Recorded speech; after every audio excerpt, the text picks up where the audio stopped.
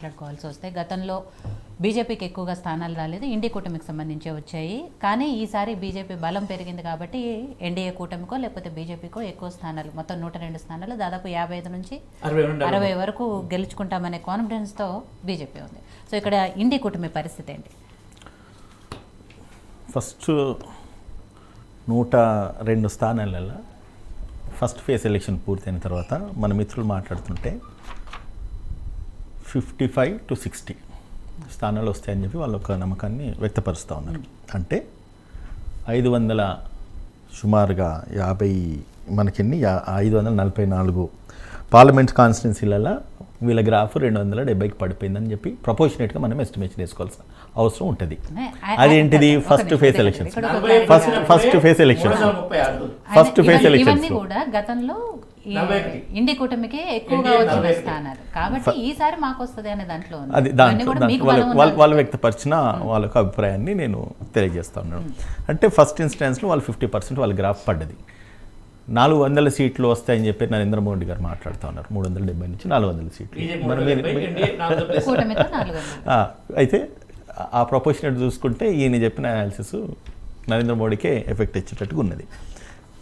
అది ఒకటి మనం అర్థం చేసుకోవాలి. సరే, సందర్భం వచ్చింది కాబట్టి నేను ఇవాళ గూగుల్లో వెతుకుతుంటే బీజేపీకి అంటే పాజిటివ్స్ ఏమంటే ఏం దొరకలేవు, నెగిటివ్స్ ఏమంటే ఒక 60 పేజీల లిస్ట్ నాకు బయటకు వచ్చింది.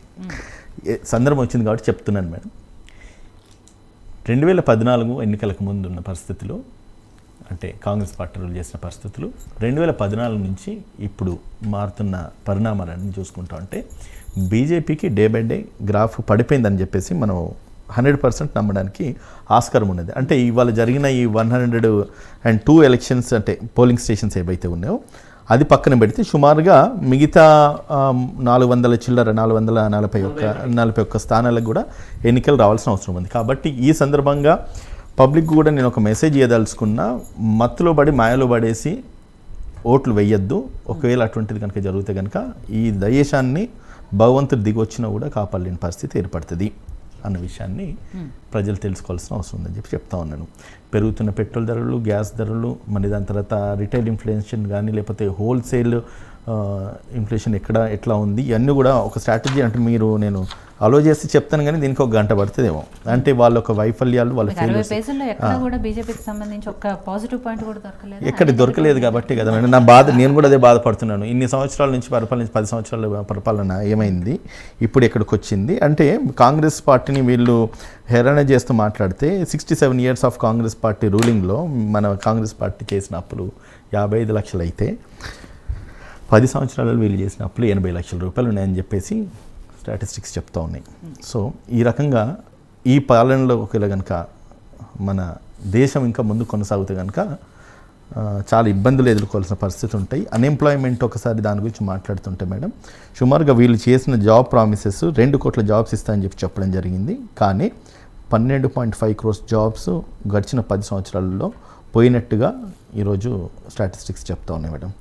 సో కాబట్టి దీన్ని కూడా దృష్టిలో పెట్టుకోవాల్సిన అవసరం ఉంది. అన్ఎంప్లాయ్మెంట్ ప్రొఫెషనల్గా నేను చెప్తున్నాను, మీరు ఎత్తుకొని మీకు తెలుస్తుంది.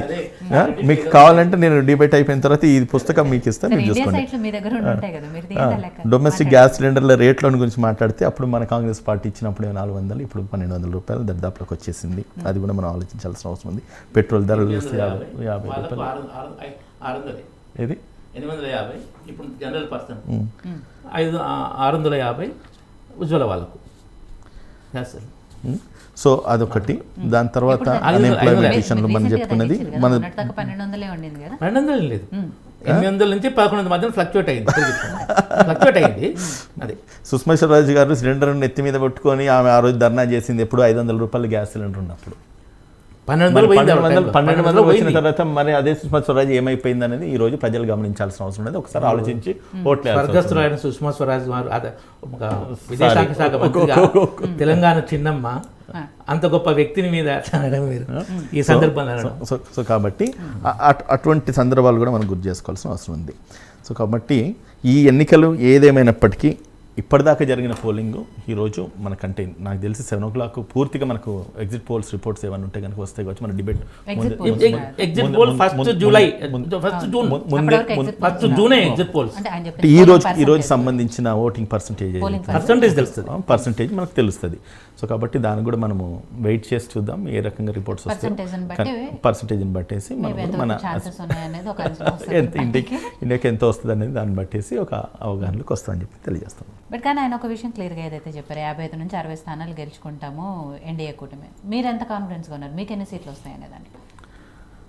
వన్ థింగ్ మేడం, ఇప్పుడు మ్యాక్సిమం ఎక్కడైతే స్టేట్ గవర్నమెంట్స్లో ఈరోజు చూసిన దాంట్లో మ్యాక్సిమం వీళ్ళ రాష్ట్ర వ్యాప్తంగా బీజేపీ అధికారంలో ఉన్న పార్టీయే నాకు తెలిసి 50% అండ్ అబోవ్ ఈరోజు అయిన దాంట్లో ఇవాళ జరిగిన రాష్ట్రాల్లో ఎక్కువగా అధికారంలో ఉంది బీజేపీ అనే అధికారంలో ఉన్న పార్టీలు ఉన్నాయని చెప్పేసి, కానీ బలమైన స్థానాలు ఎన్డీఏ కూటమికి సంబంధించినవే ఉన్నాయనేది ఆయన ఇందాక చెప్పారు. ఒకవేళ అట్లా కనుక ఉంటే గతంలో సీట్లన్నీ కూడా ఎక్కువగా మీవే ఉన్నాయి. ఒకవేళ అట్లా కనుక ఉంటే ఖచ్చితంగా కాంగ్రెస్ పార్టీ అది ఇండియా కూటమికి అవకాశాలు ఉంటాయని చెప్పేసి